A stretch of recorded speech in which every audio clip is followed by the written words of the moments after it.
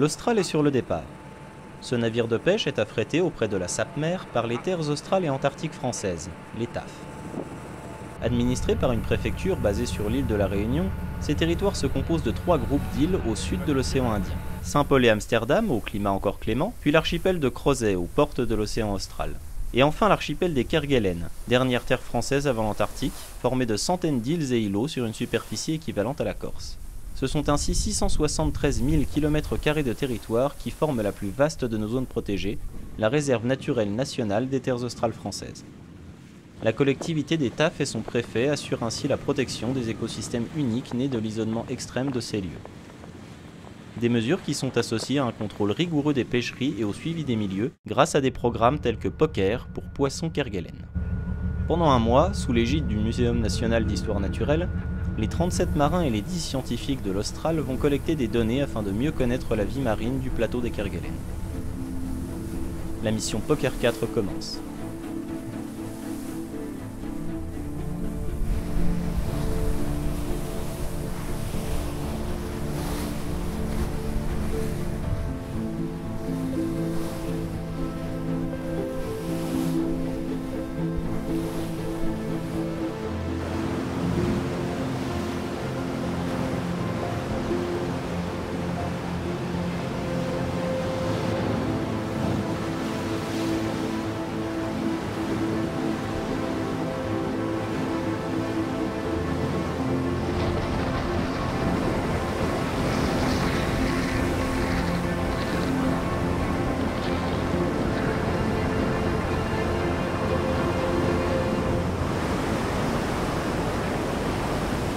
Kerguelen, je dirais que c'est un endroit loin, très loin de nos maisons, dans le mauvais temps, par grand sud. L'Austral, je dirais que c'est un couteau suisse. Il remplit son office, aussi bien, tant bien que mal. Il est affaibli par les années, mais il mène à bien ses missions jusqu'à maintenant. L'engin de pêche, c'est le même que pour le premier poker, c'est-à-dire un chalut de fond de 35,50 m à grande ouverture verticale monté sur recopère. Ça fait plus d'une décennie qu'on le fait. Là, je suis à mon 4e poker. J'ai fait 2 en tant que second sous les ordres de Le Blatin. Et là, j'ai fait 2 depuis 2013 en tant que capitaine. Les relations entre scientifiques et marins-pêcheurs sont malheureusement souvent controversées, mal interprétées ou incomprises. Pour la plupart, ça fait 10 ans qu'ils sont là. Jusqu'à maintenant, on fait tout pour que ça se passe bien. C'est le ressenti qu'on a, nous, marins-pêcheurs. Je dirais que nous, les marins, on est les bras et vous la tête.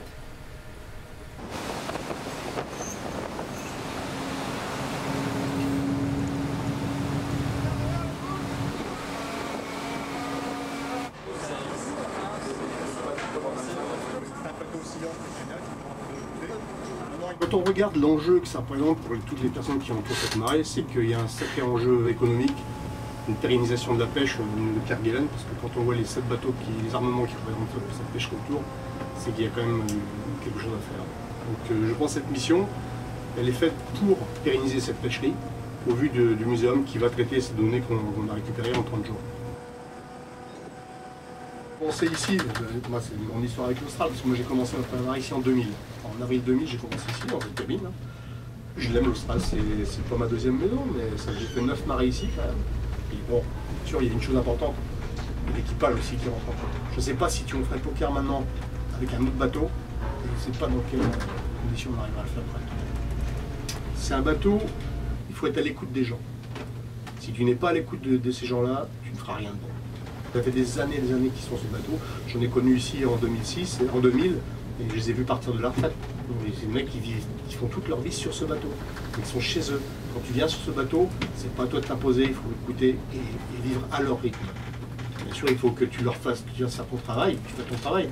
Mais il faut y aller tranquillement, il faut que ça soit avec diplomatie, et tu verras que là, qu'est-ce que tu veux, ils t'ouvrent toutes les portes. Mais dans l'ensemble, on arrive toujours à se débrouiller. Ça fait la 4e fois. Il n'y a pas de forte tête à ce jeu-là. De toute façon, il y a une diplomatie à respecter. Celui qui ne les respecte pas, et ben, ça ne marche pas, ça ne peut pas avancer. Il ne faut pas oublier qu'on ne travaille pas chacun pour soi, on travaille pour une équipe. Une équipe, ce n'est pas deux bordés, c'est une équipe complète. Voilà, c'est important. Lors de chaque mission poker, plus de 200 stations sont échantillonnées. Poker 4 en explorera 216. La récurrence de ces missions est indispensable pour évaluer au fil des ans l'évolution du milieu et des populations marines. Sur chaque station, un coup de chalut est effectué et l'intégralité de la pêche est collectée, triée, analysée.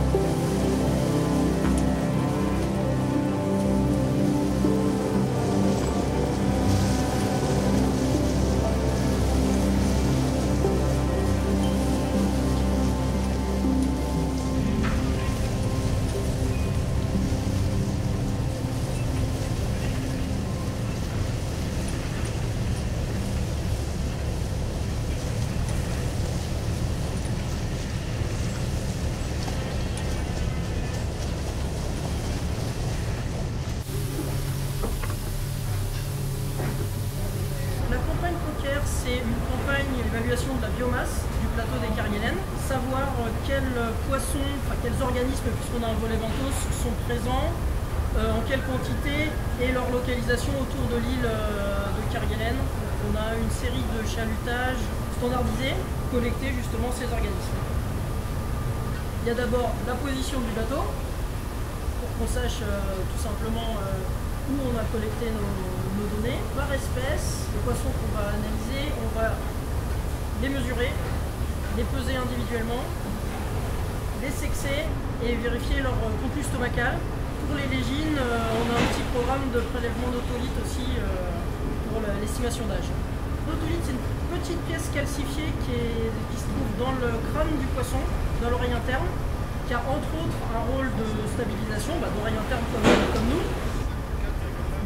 C'est un vrai enregistreur du milieu, c'est la boîte noire du poisson. On a, depuis son éclosion jusqu'à le prélèvement d'autolite, on a toute la vie du poisson, on a des marques qui se traduisent en âge. Si on fait une analyse chimique, on a des informations sur comment était composé le milieu, à quel moment de la vie du poisson. On ne connaît pas toute la diversité des organismes présents sur la zone, c'est évident. Oui, on espère toujours découvrir des nouvelles choses, des nouvelles espèces. Le moment où on va attraper pour moi un poisson que j'ai pas vu, que je connais pas, qui n'est pas dans un livre, évidemment, ça, on espère toujours. Les ichtyologues procèdent aussi au marquage des légines australes. L'individu marqué est relâché vivant. S'il est repris lors d'une autre mission ou par un navire de pêche, le lieu et l'état du poisson seront transmis aux scientifiques. Comparable au bagage des oiseaux, ce procédé dit CMR, pour capture, marquage, recapture, permet de mesurer la croissance et les déplacements des individus, et par des procédés mathématiques, d'évaluer l'état des stocks de ce poisson très prisé et soumis à des quotas de pêche.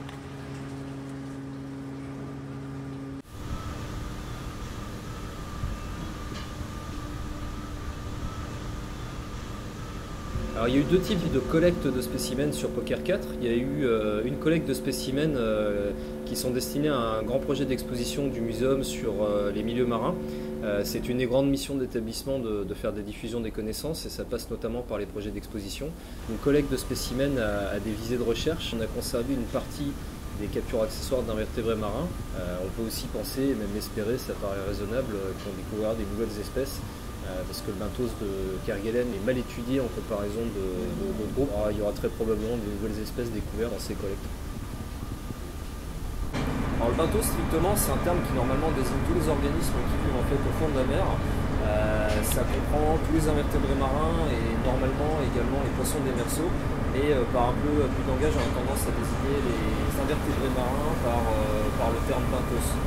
Des invertébrés marins qu'on connaît bien comme les crustacés, mais il y a aussi tous les coraux, toutes les éponges, tous les bryozoaires. Donc c'est des organismes à la fois individuels ou des organismes coloniaux, des organismes qui sont mobiles ou plus fixés. C'est un groupe en fait qui comprend une énorme diversité à la fois phylogénétique et une énorme diversité écologique.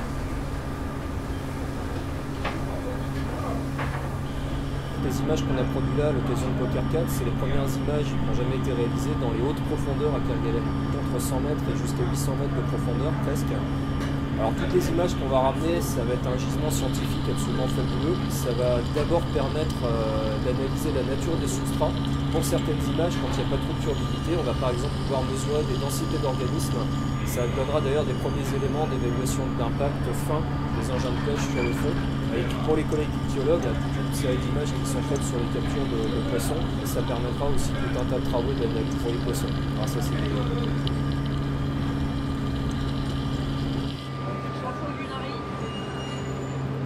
Avant d'entreprendre une campagne d'une telle envergure dans un milieu si particulier, il faut être prêt à assumer les lourdes responsabilités que cela implique par rapport à ce milieu.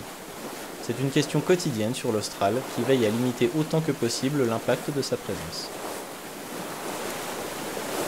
L'une de mes missions ici à bord, c'est d'essayer d'évaluer et de limiter l'impact de cette campagne sur l'environnement, et en particulier sur les oiseaux marins. Alors, pour les oiseaux marins, il y a plusieurs risques identifiés. D'abord, un risque d'enchevêtrement des oiseaux directement sur le chalut quand ils reposent en surface.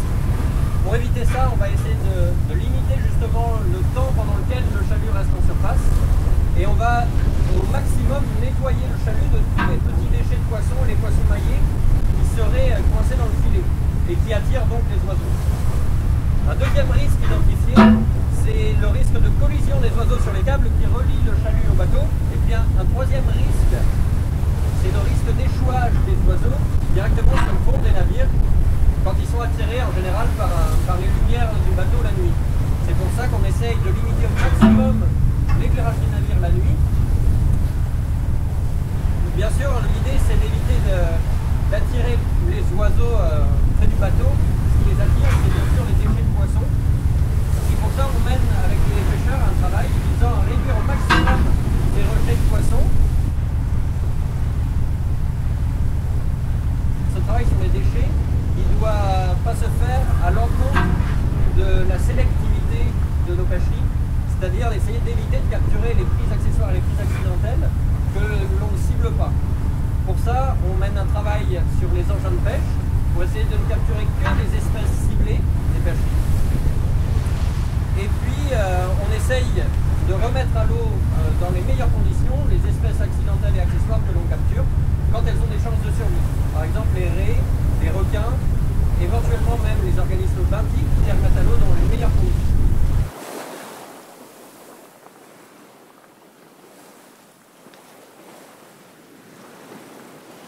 Au bout de plusieurs semaines avec l'horizon gris-bleu pour seul paysage, la Terre apparaît finalement.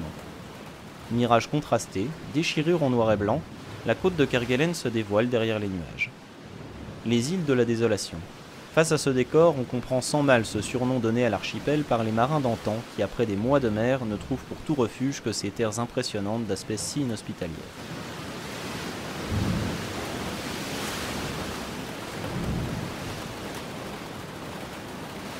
Pour l'Austral en revanche, Ker constitue une escale indispensable. La mission Poker est déjà très avancée et il est temps de procéder au ravitaillement en gasoil du navire. Non pas qu'une panne de carburant soit à craindre, les cuves du navire peuvent largement assurer l'autonomie pour les 45 jours de mer. Non, la raison est ailleurs. Au fil des semaines et de la consommation du carburant, le navire s'allège. Or, en cette fin d'hiver austral, de fortes tempêtes sont encore à craindre. Trop léger, le navire manquerait de stabilité dans les vagues. Les navires de pêche commerciale ne rencontrent pas ce problème. L'allègement en carburant est compensé au fur et à mesure par le poids des captures stockées dans les cales. Mais l'Austral, lui, ne pêche que le strict minimum nécessaire à l'acquisition de données scientifiques viables. Alors que la fin de la mission approche, refaire le plein devient donc une nécessité pour la sécurité du navire et de son équipage.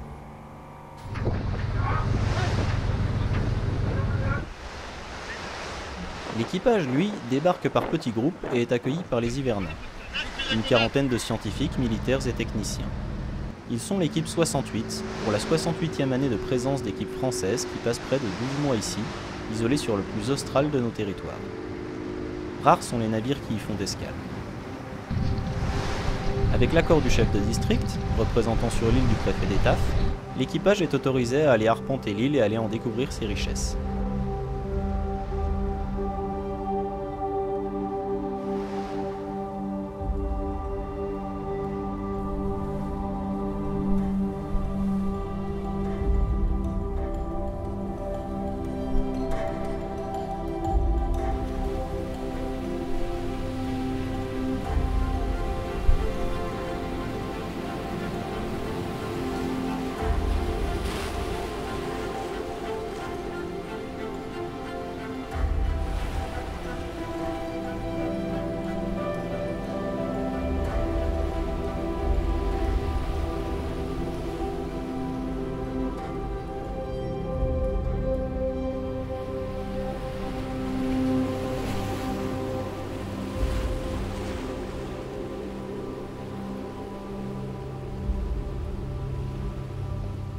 Une rencontre inattendue est ici commune, celle avec les nombreux lapins qui peuplent l'île. Introduits au XIXe siècle pour servir de nourriture aux malheureux naufragés qui échoueraient sur l'île, ils représentent aujourd'hui une sérieuse menace pour la biodiversité, en particulier végétale, si spécifique de l'île. Au même titre que les rats et les chats, également introduits par l'homme, sa gestion est une mission importante de la réserve naturelle. Mais cela ne représente qu'une partie des multiples travaux menés ici, qui font appel à de très nombreux domaines de compétences. L'arrivée de l'équipage de l'Austral est une bonne occasion d'échanger entre spécialistes de ces différentes disciplines et de croiser les regards sur la grande variété des questions scientifiques qu'offre cette région unique.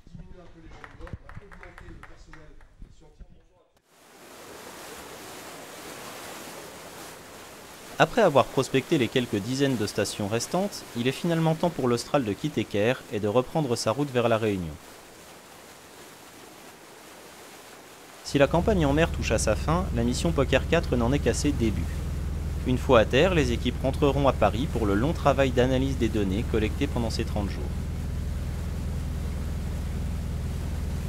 Au-delà de l'avancée scientifique qu'apportent de tels résultats, ils sont aussi indispensables à la discussion avec les instances de la pêche pour établir règles et quotas d'une exploitation aussi raisonnée que possible de ce milieu fragile et encore mal connu. Les hommes et les femmes des terres australes et antarctiques françaises et du Muséum national d'histoire naturelle reviendront bientôt dans ces eaux en apprendre encore davantage sur le lointain plateau des Kerguelen.